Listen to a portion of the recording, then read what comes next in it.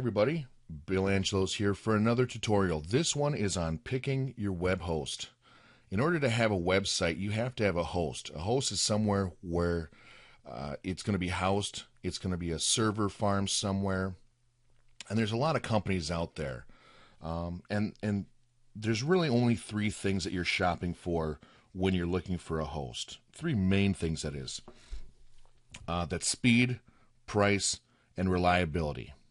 Reliability is obviously the most important thing. You want to have a website that's going to be up as often as possible because you don't want to lose customers by having your site down. The whole point of online marketing and having an online presence is so that your website can sell for you, even when you're asleep. The next big factor is price. There's varying degrees of prices, and usually people will go they'll pick price and reliability as the two that they go with, because you're never going to find speed, price, and reliability all in one. It's just not going to happen. The more you spend, the higher the speed. You really have to choose two. And speed is great if you have a lot of visitors, if you have things that you need to load up quickly. Now, I'm not going to lie, the faster that your site loads, the less bounce that you're going to have. And I'll explain bounce in my Google Analytics video on how that works. And you really want to keep your customers on your site. And by having a fast site, you're going to do that.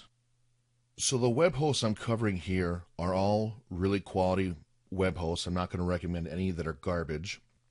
I'm going to go in order of price. The first one is the lowest, and that's HostGator.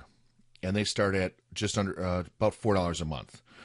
They've got a couple different plans, and for most people, they're going to find that the hatchling plan is just fine. It meets their needs. Unlimited disk space, unlimited bandwidth. That's really what most people are going to be happy with. Okay, it's really no thrills, no frills. It's just basic web hosting. The next one is BlueHost. And it's a little bit more expensive. It's $1 more a month.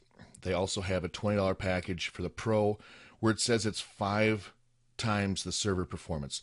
I've never used their Pro, so I can't attest to that. But I have to imagine that for $20 a month, it better be fast or people are just not going to pay for it. Also, it's got the unlimited domains, unlimited storage, unlimited websites.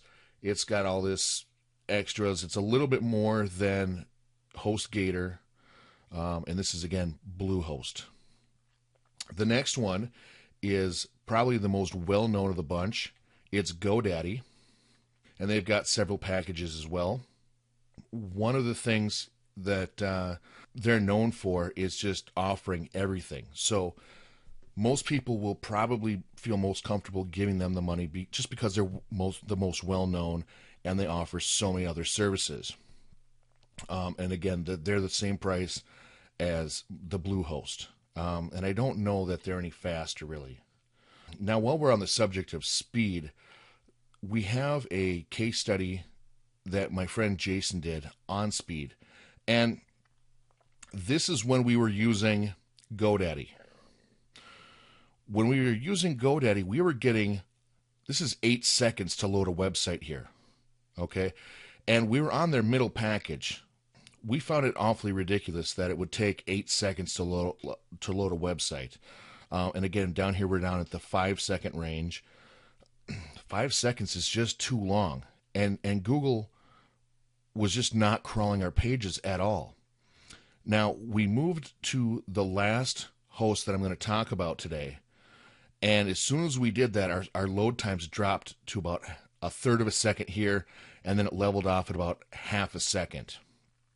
And right now we're at about 3/4 of a second. But as soon as we did that, we lowered our load time. Google was all over our site, crawling us like mad. Google loves speed. So if you want Google to love your site and possibly rank you better, speed might be, something you want to think about. It might be worth a couple extra bucks. So the last site here is MDD Hosting. And we went with them. And again, it is the most expensive of the bunch, but it's you saw the speed difference. I'm not really trying to push them on you, but again, it's just a little bit more money, and it might be something you want to consider. They do have caps on their storage and caps on their transfer. But really, most websites are not going to exceed the 5 gigabyte storage or the 250 gigabyte transfer. That's a lot of data. Most sites just aren't going to have that. So if speed is something you're after, MDD hosting might be something that you want to consider.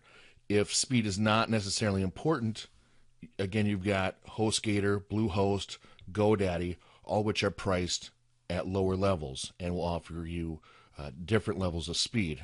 But again, all of them are very reliable. You're going to have 99.9% uptime, so that anyone who comes to your website is more often than not going to find it exactly as you want them to.